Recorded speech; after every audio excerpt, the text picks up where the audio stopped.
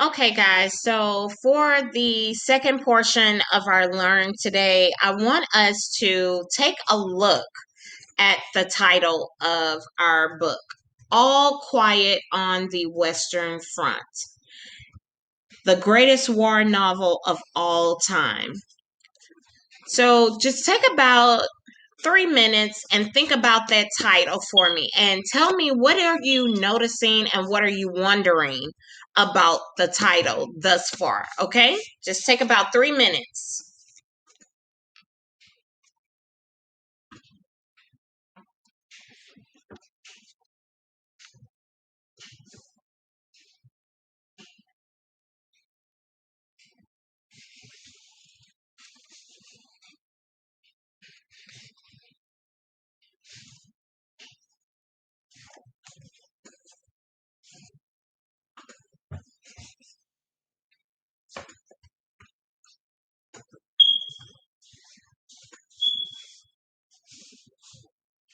One more minute.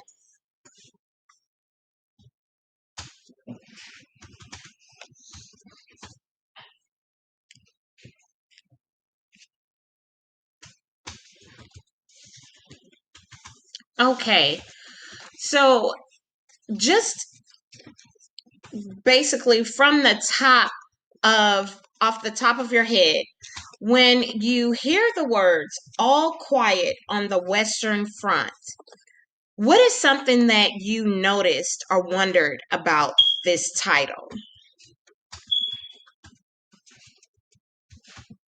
I agree. Why would the author title it Quiet when it's a war? Do you think the war is quiet?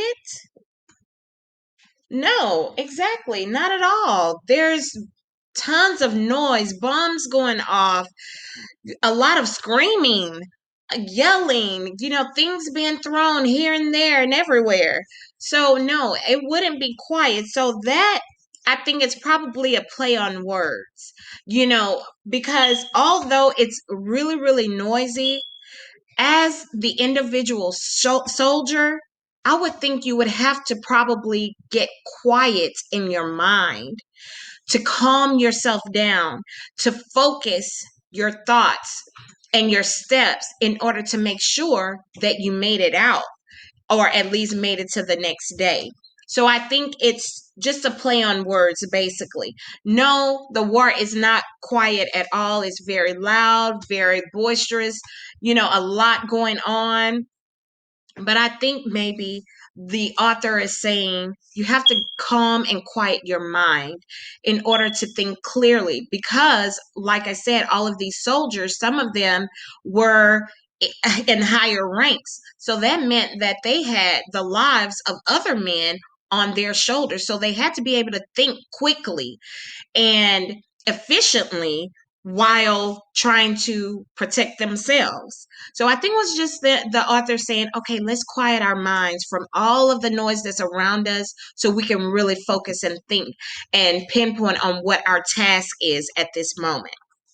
So going forward, what we're going to do, I'm going to read the preface of the book, and it's going to tell you a lot about some additional information that the author may have been thinking. And I want us to think about, why do you think the author would state his intentions for the novel up front rather than having you read the book and then figure out what his thoughts were? So I want you to think about that as I read the preface to you, okay? This book is to be neither an accusation nor a confession, and least of all an adventure. For death is not an adventure to those who stand face to face with it.